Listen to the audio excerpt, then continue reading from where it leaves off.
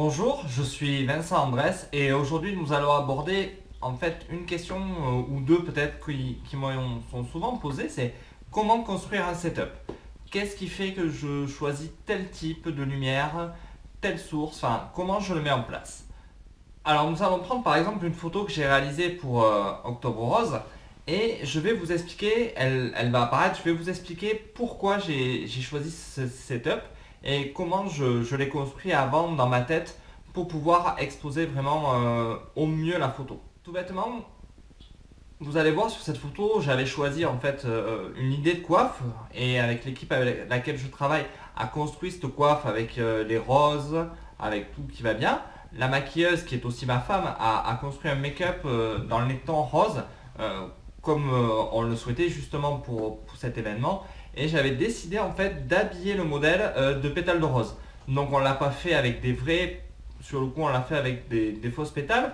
Erreur ou pas, je sais pas, mais je trouvais ça très très bien. Et comme vous pouvez voir, on voit trois sources de lumière. Elle a une source de lumière dans le dos qui crée, vous voyez, ce petit trait de lumière sur le côté.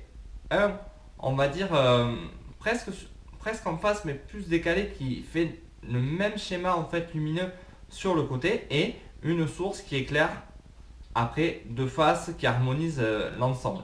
Donc en fait, on va parler de keylight et de backlight. La keylight est la source lumineuse principale, c'est-à-dire c'est celle que vous mettez en place en premier afin d'éclairer votre sujet. Donc là, c'est celle qui est de face à elle et qui harmonise la couleur. Ce ne sont pas celles qui sont sur les côtés qui font des petits traits, c'est vraiment celle qui est de face.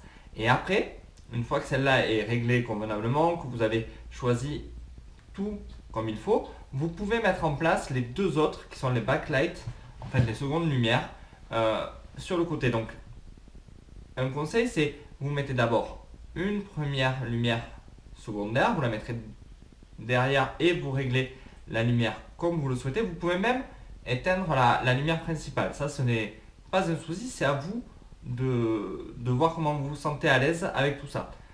Et après, vous mettez la deuxième lumière secondaire afin que vous voyez la lumière soit harmonieuse autour du modèle. Après, rien ne vous empêche en retouche, bien sûr, d'accentuer légèrement avec du Dodge and Burn les points qui sont les plus lumineux et de faire ressortir les choses comme vous voulez en post-traitement. Il est important de penser le post-traitement à la prise de vue, car là, ce sont vraiment comment dire, des photos qui sont construites pour... Enfin, construites pas pour, mais par la lumière en fait. Voilà. La deuxième, qui avait été faite pour la série Octobre Rose, a été simplement faite avec une seule source. C'est-à-dire que j'avais mis une source au-dessus du modèle. Ouais, quasiment au-dessus, on pourrait dire, d'elle, mais légèrement décalée et légèrement inclinée, mais très très haute. Pour avoir cette vision où elle s'élève, en lui demandant bien sûr de jouer le jeu, de s'élever vers la lumière, en fait, pour signifier la libération. Le but de cette photo est de montrer la délivrance. Donc je demandais au modèle vraiment d'être sur la pointe des pieds, parce qu'il est important aussi de faire jouer le modèle là-dedans. Donc je lui demandais vraiment de s'élever pour pouvoir aller vers la lumière.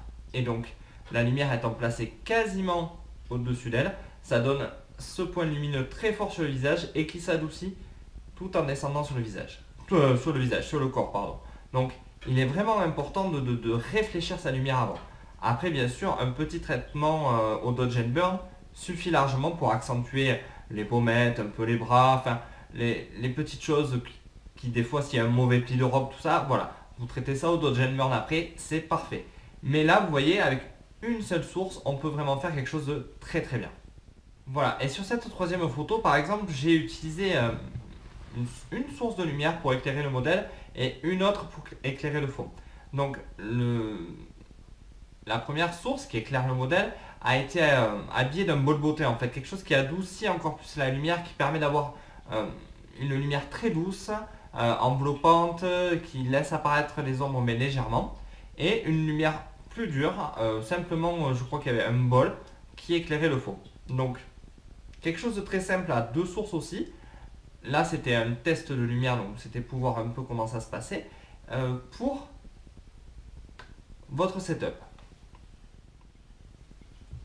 Maintenant, point de vue lumière, il faut aller au plus simple. Une source suffit dans 80% des cas. Il n'y a pas besoin forcément d'aller créer des dizaines de setups. Voilà, vous pouvez tout simplement vous contenter de une source, deux sources pour éclairer le fond, une keylight, une backlight. Voilà, ça reste quelque chose d'abordable et de facile. Après, moi je travaille avec de l'élenchrome, mais rien ne vous empêche de réaliser ce genre de photos avec tout simplement des flash Cobra équipés d'un bol beauté. Il en existe des pas très chers chez certains fournisseurs, et de réaliser ça avec du matériel simple. Le matériel cher est une question de facilité. Je veux dire, quand on travaille avec du Profoto, on a de l'éclairage calibré, on a des choses qui sont carrées, donc c'est beaucoup plus simple. Après, il suffit simplement de s'adapter et de travailler avec le matériel qu'on a. Donc voilà, c'était un petit tuto sur l'éclairage, quelque chose de simple pour vous montrer comment construire un setup et pourquoi tel ou tel setup selon les conditions que vous avez. Donc maintenant, je vais vous demander de réaliser les 3 actions qui permettront de valoriser la vidéo et ma chaîne. Donc la première est de mettre un pouce vert si vous avez aimé la vidéo. La deuxième va être de me laisser un commentaire sur quel setup vous voulez que j'aborde dans une prochaine vidéo, ou si vous avez besoin d'informations sur telle ou telle chose. Et après, de partager cette vidéo sur les réseaux sociaux à quelqu'un que ça pourrait intéresser. Voilà, les 3 actions essentielles. Sur ce, je vous dis à vos setups lumière, à vos tablettes, amusez-vous, à bientôt, au revoir.